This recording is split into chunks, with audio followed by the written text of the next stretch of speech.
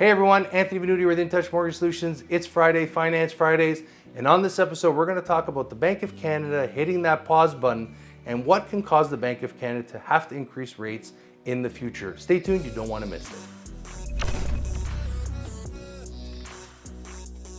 Early this week, we heard from the Bank of Canada regarding its decision to hold policy rates steady at 4.5%.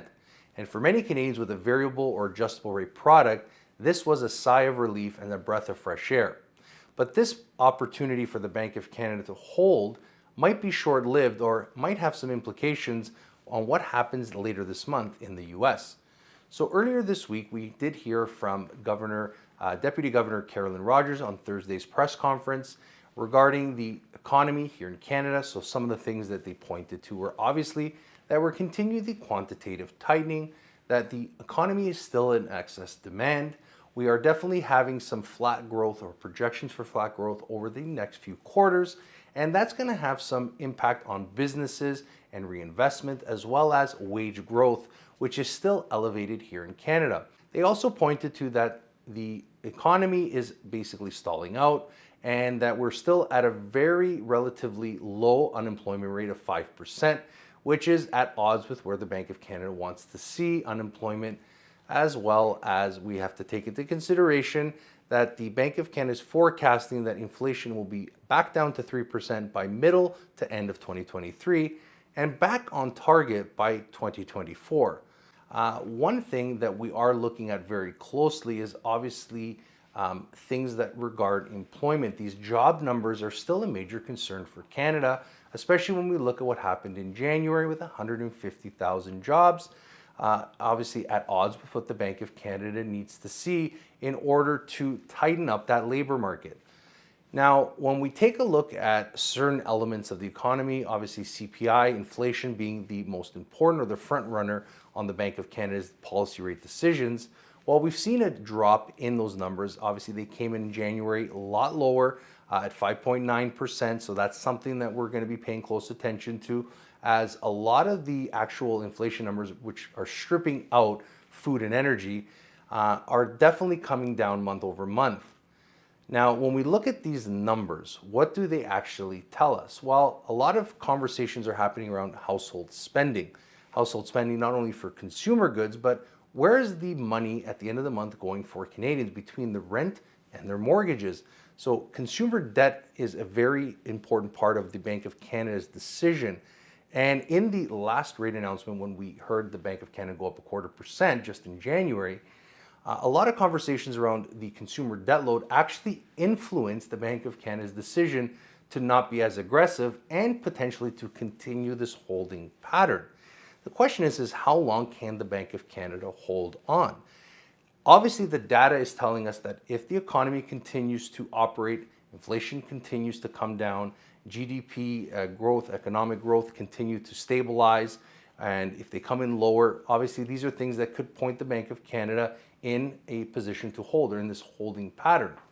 But one thing I'm looking at is what is happening in the US, and obviously this is a big conversation amongst economists. So some economists for Canada are predicting that we could see a 0.25% increase at some point throughout 2023, if not more, based on certain economic conditions.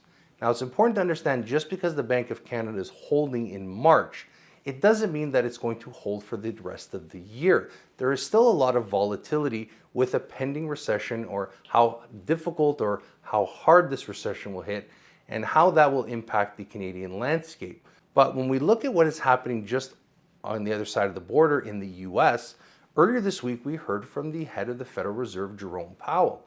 And as the head of the US Federal Reserve, the most influential and powerful central bank in the known world, well, obviously they have some different conversations. The US is indicating that the potential for an increase to their policy rate on March 20th and 21st of this month could definitely put the US Federal Reserve and the Bank of Canada at odds. And those increases to the US Federal Reserve or to their policy rate will have, a trickling effect on the Canadian economy. So the way that that would work is that if the US increases their policy rate significantly higher than Canada, so let's take a look at 4.5% here in Canada, they're at 4.75% in the US. Projections and economists are stating that the US might increase at a minimum of 50 basis points, potentially even more, as it will aggressively continue to tackle inflation by increasing its policy rate. If the gap between the US policy rate and the Canadian policy rate is too wide, well, that's going to have a downward pressure on the Canadian dollar. And the Canadian dollar, when you look at foreign exchange, is a very important matrix for what the Bank of Canada is going to look at for inflation. So why is that important? Well, let's take a look. As the Canadian dollar continues to make its plummet towards 70 cents or 71 cents, well, that means that the US dollar, because they're increasing, is gaining strength. Ours is coming down as opposed to the US. And that makes the cost of purchasing US goods more expensive for Canadians. And if you're purchasing US goods at a weakening dollar, well, now you're paying more for the same goods you were paying just last month a little bit less for, and that increases the inflationary pressure. It stokes inflation. And you're importing inflation because of that. Now, obviously, there are some pros and cons to a weakening dollar, and that conversation is that if our dollar weakens, well, we look more attractive to other countries who are looking to purchase Canadian goods. But the majority of our trade is done with the US back and forth. So the central bank, even if the Bank of Canada is in a position right now where they may be able to hold out on a few different increases throughout the course of 2023, the direction or the trajectory of the US can impede that ability for Canada to hold that button for that much longer.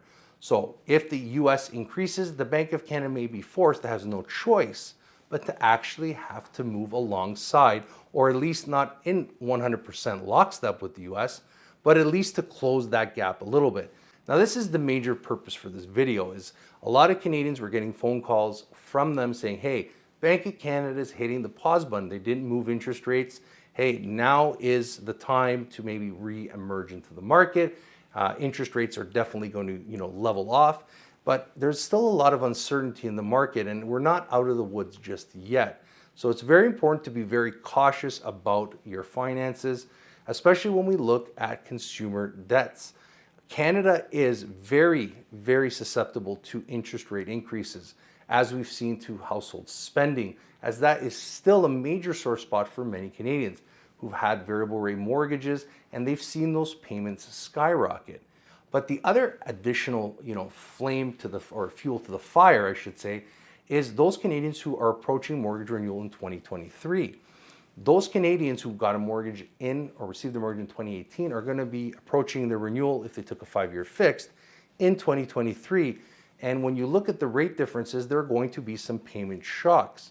And as Canadians now are starting to get their renewals, a lot of them are starting to take on shorter term mortgages, which definitely meet the criteria to help, situate Canadians today. But if interest rates don't level off in the next few years, well, that could obviously have, a spillover effect in the next few years. In opposition to the US, so this is one of the questions that we've been talking about, is what really differentiates the mortgage market here in Canada as opposed to the US? And generally, mortgages in Canada, the most popular products just a few years ago was the 5-year fix. Now it's moving to the 1 to 3 year. In the US, the general mortgages are 15 to 30 years. So the payment shock on their end is obviously a lot less than here in Canada. Now, that brings us to what is happening here in Canada. And as we hear from a lot of the banks who are putting aside a lot more money to potentially cover those losses in bad loans, while obviously it is OSFI, the Office of the Superintendent of Financial Institutions, that's mandating that these banks put this money aside, these provisions.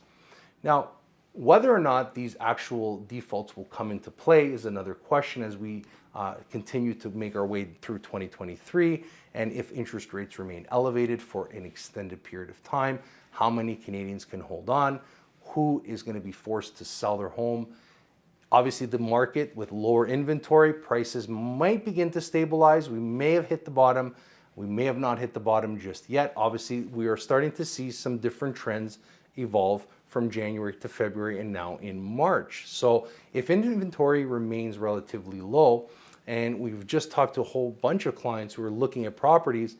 And one client in particular that came to light was an open house on the weekend that saw 30 showings or 30 booked showings on the Saturday, 40 on the Sunday, followed by 9 offers to sell over ask on the Tuesday. On the Monday.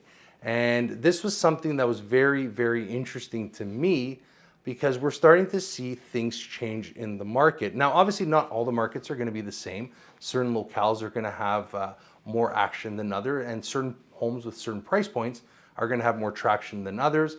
A lot of the homes that we're seeing are those homes listed at sub $1 million because there's more buyers that can actually enter that pool. Because if they don't have 20% or they can buy with an insured mortgage, less than 20%, well, those homes priced below $1 million are going to get more first-time home buyers and more new to Canada individuals in the market or looking at those homes. And something that I'm hearing not only from clients but from other agents is that these homes are priced relatively low to where their current comparables are selling for. So we have to keep this in mind. A lot of information around what the Bank of Canada is doing, the stability, maybe a false sense of stability until we see what unwinds not only here in the Canadian economy, but more importantly, what ends up happening in the US economy. If the US increases its policy rate 50 to 75, even 1% in one go, bringing their policy rate to closer to 6%, and then they hold for the remaining portion, well, that could change the dynamics moving forward. Obviously, as I said, volatility, very important. We look at the potential for the fixed rate mortgages, something we talked about last week. And since last week, we've seen an uptick of anywhere from 15 to 20 basis points in those insured and uninsurable mortgages, tick up a little bit higher over the course of the week.